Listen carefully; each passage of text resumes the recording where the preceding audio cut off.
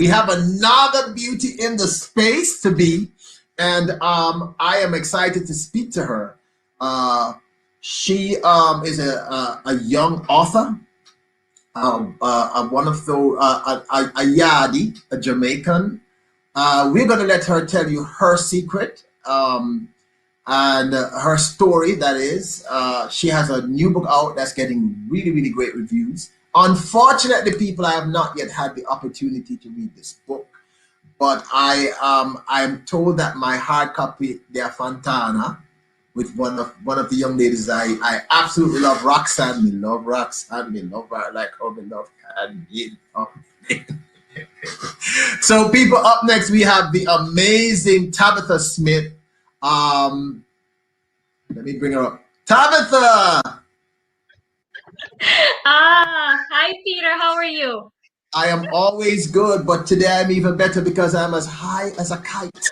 Because of this medication. I am mellow. I am absolutely mellow. I'm such a fortunate human being here on Jamaican Celebrity Talk. This is Saturday, May 22nd, and I have this distinct honor, and I know that every king in the vicinity is envious because tonight with three goddesses, three absolutely beautiful women, just stunningly beautiful women. We just had on Bella out of New York, yummy, yummy Bella, and now we have Tabitha Smith. Tabitha, what a guan, fun, what a guan. What's happening in the space? You are here to talk to us about your novel, Cold Inside Us. But before we get into that, tell us a little bit about the beauty that we see in front of us called Tabitha. What can I say? Okay, so born Jamaican. I was born in Clarendon, but of course, I grew up in Treasure Beach. I like the best place in Jamaica. I don't know about anybody else. Treasure Beach, yes, yes, yes. So if you've been to Calabash, of course, if you've been to Jake's is a very popular place. Um, the area is serene, great people, great personalities, awesome people. So shout out to all of those people. And you said Clarendon. My mother come from Clarendon. I don't know which part of Clarendon. Well, I originally from Portland Cottage, that's Lionel Town, Portland Cottage. Yeah. Yes, yes, yeah. That's why you're good somebody. So you come from Clarendon, and then you grew up in Treasure Beach. People, listen, people, let me tell you something about Treasure Beach. You don't know the Treasure Beach yet. Let me break it down in Yardi and Farron Lingua. The women in Treasure Beach act like inside. Listen, Jamaican women are just generally beautiful. But it's like when you go up anywhere in a St. Elizabeth, come up to the beach from Junction, come up. Me don't know what happened. Like all the acne just thrown on one place. So you're a true blue country girl, rural. Yes, girl. I am. Country. Best women. Me I talk straight. Me not care what I say. Best country women. Best women. So you grew up in Treasure Beach. When did you go to school? Okay, so I went to Sanibang Primary School, awesome primary school as well. Great community spirit. It's almost as if you and everybody is related for some reason or another. Yes. Of course, I went to, the best high school, that's St. Elizabeth Technical High School. So big up to all of the past students. Big school. Home of champions. Big school. Yes. Then I went on to study at Church Teachers College. So I am a teacher by profession. I am a double major science teacher by profession. And yes, here I am. I've been writing for a while, but of course, my first published literature. Yes. So thanks for having me, Peter. Much appreciated. No, listen. The purpose of this platform is to expose talent and to give people an honest look at entertainment, how it really is. And we're just lucky tonight to have you on. We're the ones who are lucky. Okay, so you're an educator, and you decided because you've been writing. When do you remember writing your first piece? At what age, and what prompted you to write? Oh, hold on, Camille gave Tabitha, I'm so proud of you, girl. Keep on, girl. That's my friend. Awesome person, great person. When do you remember writing your first piece, and what about? Do you remember? So it's a little bit more complex than what persons might perceive it to be. I have Right. been writing, especially in diaries. So I used to get these diaries sometimes when I do debate speeches representing the school, etc. I used to get these collection of, like the diaries, and then Yes. I would write. I will sit down outside my where I grew up.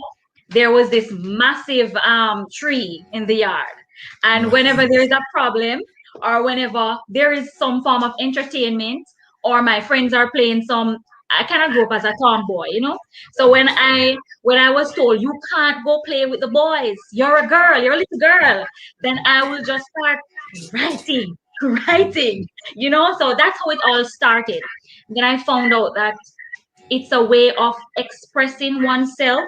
creating your own world, having that control that you would not normally have in reality, per Were se. you a big reader? I mean, were you? Absolutely.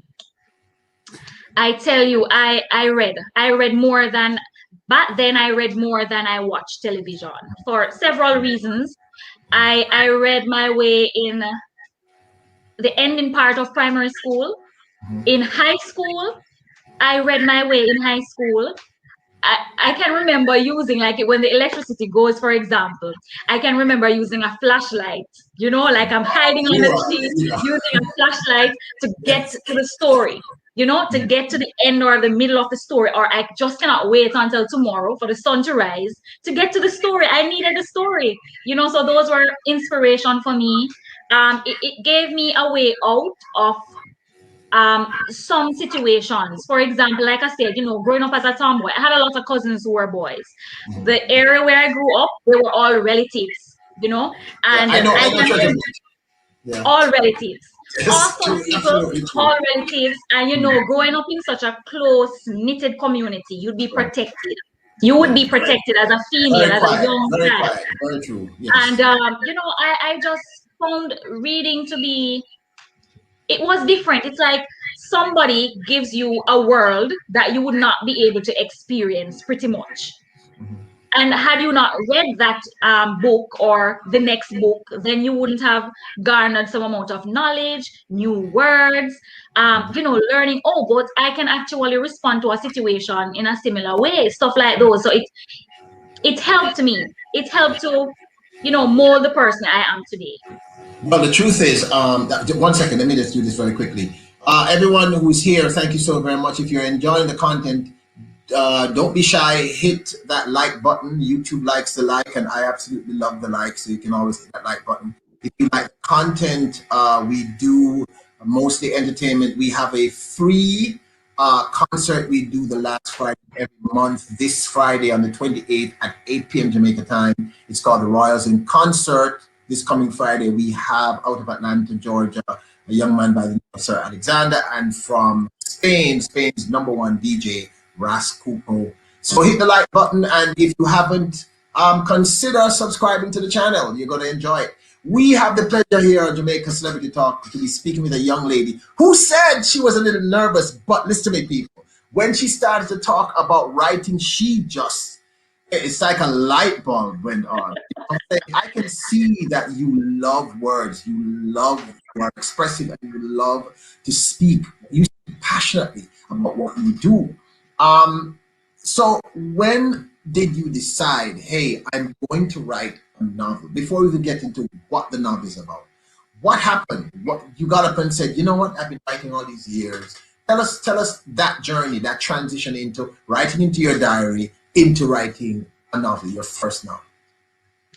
All right. So, well, as an educator, Peter, there's something that one must touch if we're going to talk about the story and the reasons behind it. Right. I can remember the persons whom I grew up with, especially those in my school setting. A lot of us were readers. Now, Yes. as an educator, you don't see a lot of students reading. That's one. And then you find that in terms of expression, expression, written Yes. expression or verbal expression, even problem solving, you find that they are lacking. And then you can identify the ones who actually read. You will be able to identify the ones who actually read. Doesn't really matter how small it is, you can pick them out and say, yes, this person does some amount of reading. Right. On that basis, I have written several stories on several occasions. Um, and what transpired what led me to this book, I have started it. I kept putting it off, like, okay, I don't know how I'm going to get it published. I don't know how I'm going to get it edited. I just don't know. So I wanted it. I knew I could get it out in terms of from my end, but I don't know what's going to happen next. How do I get it out there? Who's going to read it? Who is going to publish it? Who would be willing to edit it? However, I can remember, I think it was a year before last, I was halfway in the story, and I went to school. I think we had orientation. Yeah, at work we had orientation, and the kids that I got for that academic school year as my form students, I was inspired. I was like, no, these kids need a story that is relatable in our context, because most of the books that you see them reading, they're not in our context. They're Yeah. not in our context. They're from When you overseas, etc. Different overseas. So cultures. the Hardy Boys are great, Diary for Wimpy Kid. They're all great. We can attest to those that they're all great. But considering our cultural fluency, Peter, our kids need relatable material, or teenagers need relatable content, or young adults need something that can resonate within them. Oh, I understand. I know what this person is talking about. I've felt it. I've Right. been there. Yeah. So that is the main area of focus in terms of this particular book. I thought that teenagers in Jamaica, in the Caribbean, needed something to identify with. And I No, that. hope, Sorry, I'm jumping in. You said something really, really interesting a while ago. I have a 15-year-old. She just turned 15, and she's a voracious reader. She reads like it's crazy. But one of the things that she has said to me is that it's very difficult to find teenage-related content. content. Are for preteen Mhm. or young adults. Yes.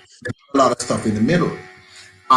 So you're saying that one of the key reasons for doing this book, entitled "Cold Inside," also we're going to get to the book in a little bit because I'm excited to talk about that.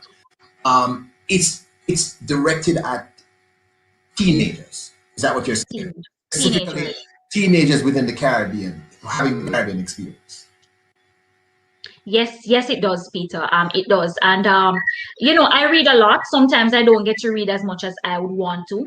And I remember being a teenager. There were books that they were not Caribbean based, unless you're reading the classics, unless you're reading Green Days by the River, My Yeah. Father's Son. So unless you're reading those books, and trust me, which teenager in the 21st century, let's be specific and exact, unless you're doing literature, are going to pick up those books. Yeah. They're great books, they're classics. We will always have they're there to stay. They're a part of us. But we also need contemporary literature so that our teens can be engaged in. And I thought that was lacking. I saw it was lacking as a teacher in a high school, I've been to several high schools, I've taught in several high schools. I've seen it lacking. Kids want something relatable that they can relate to, that somebody really understand, that hey, this is not only happening to me, it has not only happened to me, or hey, it's happening to another family member. Perhaps what is here, I could probably tell them about it and maybe it will help. So we have those challenges, and Yeah. I hope that other authors would, at least Caribbean authors will try to capture that aspect of our culture that is lacking and needed. It's lacking and it's needed. But you're touching on some really, really powerful topics. Before we even get into this amazing book that's getting such great review. Because one of the criticisms I had when I got to university was that I realized our educational system does not